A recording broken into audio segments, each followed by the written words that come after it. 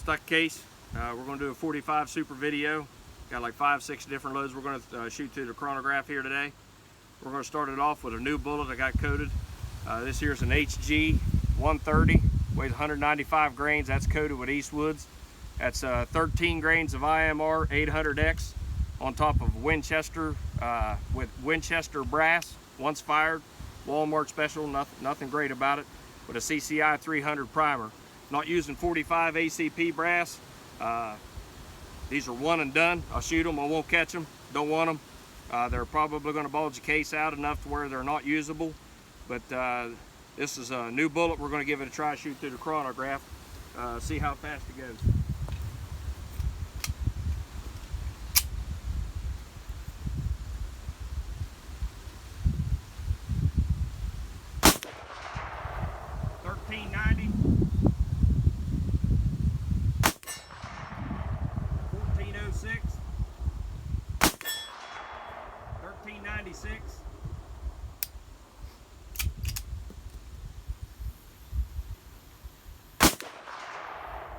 $13.91.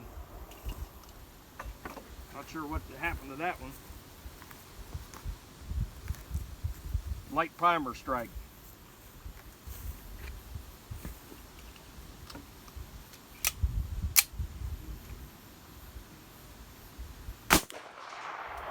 $13.95. That's 230 grain truncated cone. This is on top of 10.5 grains of IMR 800X. Again, this is in Winchester brass with CCI primers.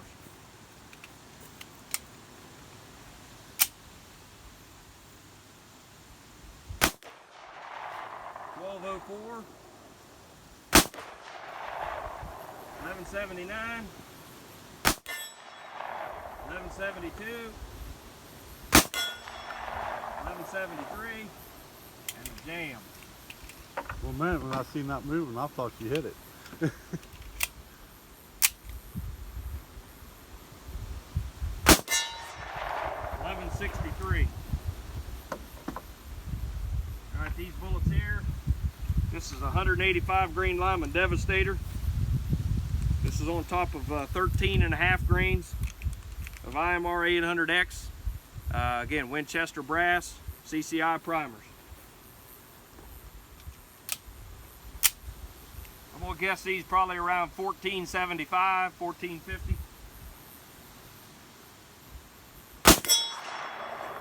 $14.69, $14.82, $15.01, $14.50, $14.80. That one right there is probably about 950 foot-pounds. We got a lot of wind today. You guys can see we got the block of wood on there trying to hold the thing down. All right, this here's the 215 grain Seiko 058. That one right there is on top of 12.5 grains of IMR 800X. I'm gonna put this one probably around 1300. 1380. 1392, 1395, 1387, 1402. That one's getting it. That one's getting it. As you can see, the belief that the 45 ACP casing, which I can go pick up a couple, I'll pick up a couple here in a minute, can't take the pressure that the 45 super casings take. Well, that's baloney. The issue with it is that it swells out enough or expands enough that trying to run it back through, you overwork the brass, and you might get another hand load out of it, but it's really just not worth it. So at the end of the day, if you can't get 45 super brass, you can still load this cartridge to 460 Rowland levels with Walmart special Winchester white box brass. All right, this will be the last load today. This one's not coated. That's a 210 grain HG 68. That one right there is on top of 13 grains of IMR 800X Winchester brass, CCI primer. I'm gonna put this one right around 1350 probably.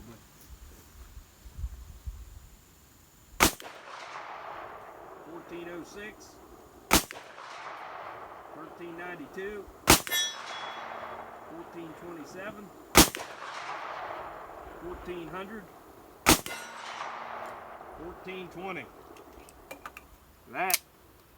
That is getting it. I got to do the math on that one because I'm going to tell you that was probably close to 950 foot-pounds right there. That's getting it. We picked up some brass. Just give you an idea what Winchester brass looks like. You can see that's Walmart white box. You got a little bit of a primer smear right there. You can see where it primer smeared a little bit. If I can rotate the casing, there's a bulge right here at the end where my finger's at. That's the bulge you need to measure when dealing with the 45 and really trying to push it. 481's my cutoff. Anything over 481 and you're asking for trouble. As you can see right there, there's more primer smear. What you get into with this primer smear also is depending on the gun itself. If you get a 1911 that even in 45 that uses a 9mm style firing pin, you can get, it has a smaller diameter hole. What you have here is pressure on the back of that casing right there that's flowing into the actual primer hole, the firing pin hole on the 1911, and then as it is being stripped and then spent out of the 1911, well, you're getting a smear right there. It actually cuts it off, shaves it off, whatever you want to call it.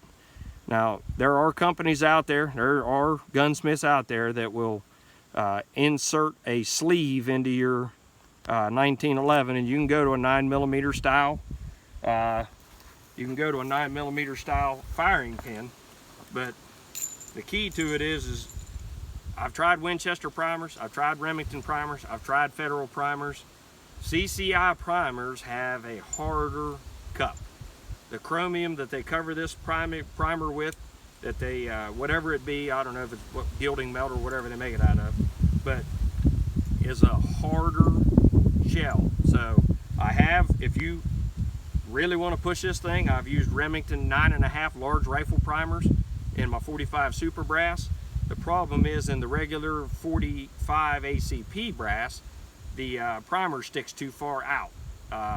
It won't seat. It's 200 thousandths too long, and it won't seat in the regular 45 ACP brass. So you got two choices. You can either go to the large rifle primers and use Starline 45 super brass and not have to worry about this primer swipe.